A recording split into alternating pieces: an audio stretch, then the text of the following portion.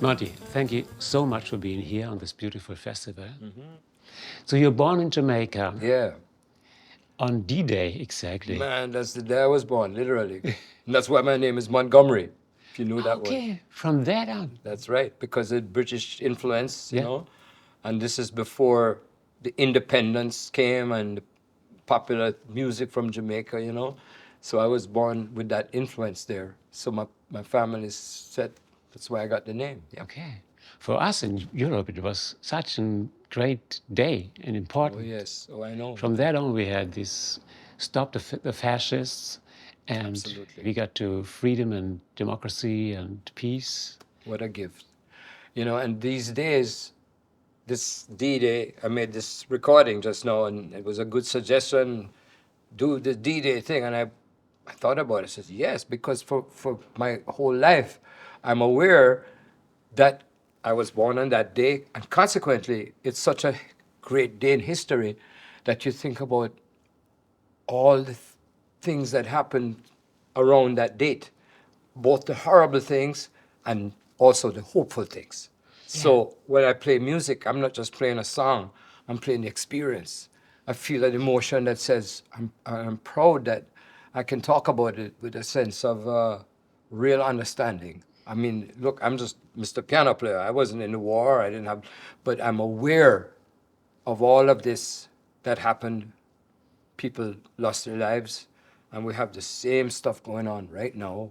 So it's a little bit of a statement that when I did that recording, the real motive behind it is peace. Amen. Peace. You know, let's not quarrel. Let's forgive.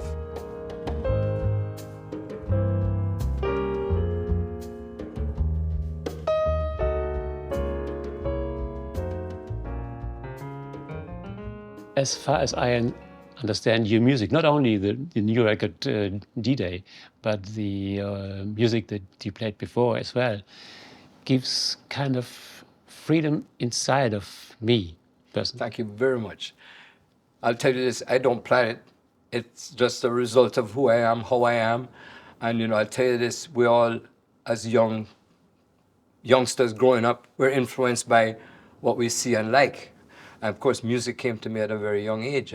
My mother had a piano in the house. It's an old piano, and 3 years old, I was 3 years old. And I'm playing boogie woogie and I'm playing little songs. But my big hero was the greatest optimist of all, Louis Armstrong. Louis Armstrong. I met Louis Armstrong. I was 10 years old when he came to Kingston, Jamaica, gave a concert. And he was my hero, you know, this man with that beautiful smile. And he made the whole concert hall, when he came, just light up with joy. And that got down into me. And when I play, I'm looking for that hopeful feeling. I don't have any complicated way to play music. I just, man, let me find a groove and give a smile. So I guess that's my main philosophy of music. You said that Louis Armstrong was the first influence, but you have beautiful musicians in Jamaica as well. I mean, Bob Marley is not the only one. Oh, no. The musicians in Jamaica, and I was adoring, loving the older guys, 10 years older, 20 years older. And a lot of them were the folk musicians playing the calypso songs. You know, this is my island in the sun. Yeah. These kind of songs, right? Mm-hmm. So I heard that, and I had an accordion. My father, I wanted to play. And the accordion is the first portable piano. You can pump it, go from here to there, and so I could take my accordion and go sit in with the calypso band at the hotel swimming pool that we're playing for the tourists, right? So I would play with these guys. Well, I'm 6, 7 years old. I'm pumping this thing. So that was my first, call it, experience with other musicians, guys who were 10 years old. These guys drinking white rum, man, like this, you know. We're having fun. And there were a lot of R&B guys that came to Jamaica.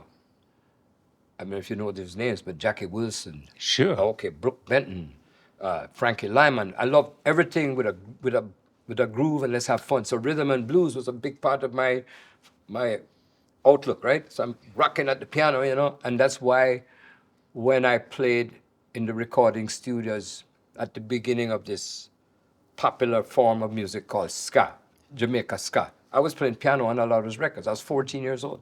I'm just playing the rhythm, right?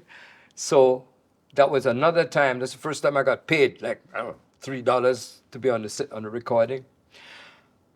But then Satchmo came, and my two heroes were Nat King Cole and Armstrong, and it was in 1956 when they came. And wow, you know, that as much as I love the island spirit, I heard some other stuff.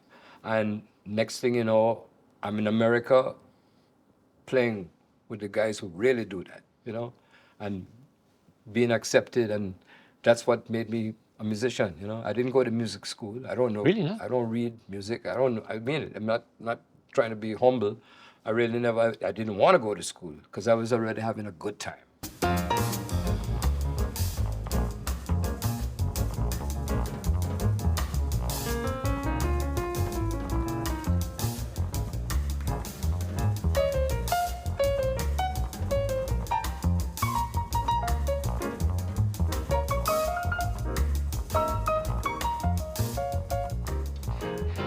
For me, it was guys like, for example, Louis Jordan and his Timpani 5. Exactly. And that's the basis of the ska.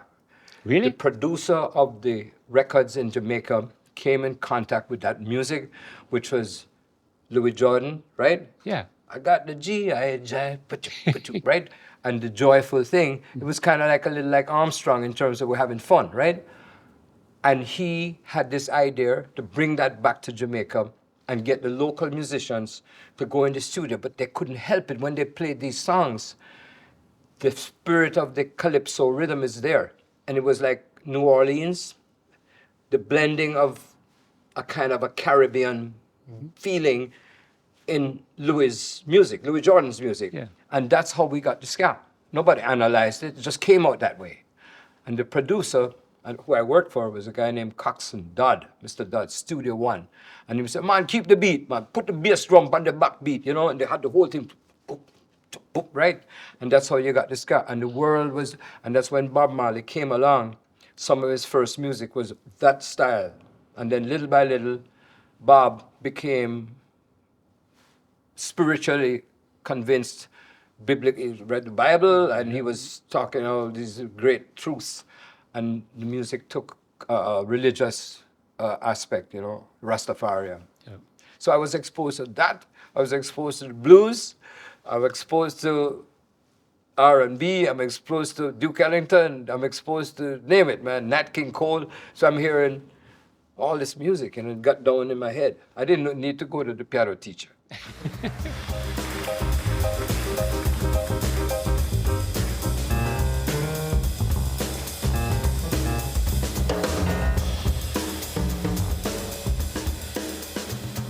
How did it come that you went from Jamaica to the States? My mother had reasons, family reasons, little breakup with my father, sad. However, she had met people in Miami, Florida, who made her feel very welcome. Come to Miami. Okay. And she just said one day, I was 17 at the time, we're going to Miami. And I kind of went, yeah. Yeah, Because wow. I already wanted to experience what America was about. The kind of, you know, you see the movies, you know, I'm influenced by this film, the music I'm hearing, you know, everything, you know. My mother bring back show tune LPs, you know, Rodgers and Hammerstein here. And all that. I want to go to America. I tell people I want to go to where Superman flies out the building. And we went to Miami. I was 17, turning 18, and that's just when Jamaica got independence from the British. I'm in Miami, Florida, and I'm just wandering around. I had no plan, no school. What's next? I'm ripe for big trouble. I mean, I'm talking about the bad influence of people, because them days, heroin, all kind of crime. I saw these guys. And I met musicians, and I must have sat in at some place, sitting in, playing blues, what have you. The guy gives me a job, and I start playing at all these clubs in Miami. 1962, early 1963. And I'm playing, and these clubs, saloons were all operated by the gangsters. So I'm playing for the guys who some people call mafia, and that's my school. I'm playing with these guys who are coming from that world. right? Las Vegas, and You I survived. survived. I'm here, right? Okay. They want some swinging, and I love that swinging. I heard the swinging, you got to groove, right? And that's what I would bring. And that's what happened to me after that first year. I'm playing in one of these clubs, and in walks Frank Sinatra. Wow. Sinatra saw me playing with his friends, and it's Sinatra himself that told me, you should come to New York, kid. And that's how I got to New York. And they sent me an airline ticket, and I started playing at a place called Jilly's. And this room reminds me of that, because people come here late at night, give me another drink, 5 o'clock in the morning, man. So that was my history. And yes, I'm fascinated with the jazz culture, because people are so serious about jazz and bebop. But I'm tuning into Dexter Gordon and Sonny Stitt. I met Miles Davis. I got to know Miles very well. One of the people that heard me play, and because of him, I ended up coming to Germany for the first time in 1974, was Oscar Peterson. Oscar saw me playing, and he told the head of MPS Records to record me. He should record me. So everything with me is an accident. It's serendipity,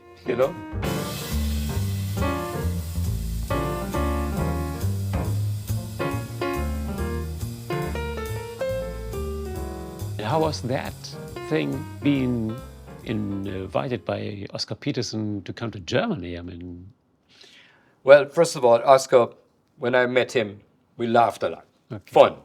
His family, yes, he was born in Montreal, Canada, but his family was from the Caribbean, the islands. I didn't know that. Absolutely. Okay. This is a black man, a family of African Canadians, because they moved to Canada. His father was a porter on the Canadian Railroad, but they had a sense of discipline. And Oscar took the piano lessons, a lot of piano lessons, practice, practice, practice. And his manager was Norman Granz, of course. And there was a lull in Norman's recording, because he had Pablo Records. He started with Verve Records, because I ended up playing for Norman too. And they made an arrangement with this great guy with his German record company, Hans-Georg Brunnerschwer. And Oscar started recording for Hans-Georg in the Villingen and the In the Black Forest, yeah. And here I am in 1974 for the first time.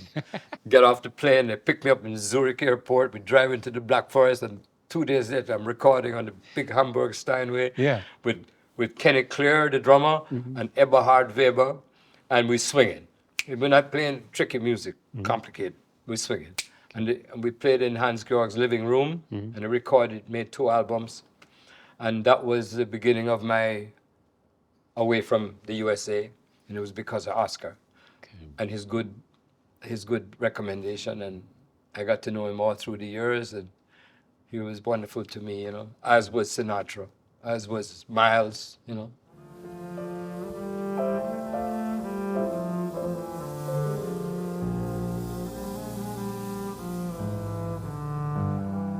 Thank you for these great stories that you told me, It's true. telling us. I can tell you stories all day. That's what you do on the piano as well. That's right. The piano is my way to tell a story. And these days, because I have such a rich history, I tend to get up during my performance, and I have no problem telling a story as brief, because I know people want to hear the piano and the playing. And I'm so proud of this wonderful combo I have right now, because I was always playing with the older guys. I played with, Ray Brown a lot. I played with all these musicians, my seniors, and now it's turned, because these great guys, they're gone, And I got I got a fantastic drummer, Jason Brown. He's in his mid-40s. Our bassist, a dream to play with. He's just like 34. So I'm the old guy. I got the gray hair, But we have a lot of fun. It's not music where it's with any tricks or, a big amplifiers. It's just the piano, the upright bass, and the tradition. And your heart. And the heart. Bang.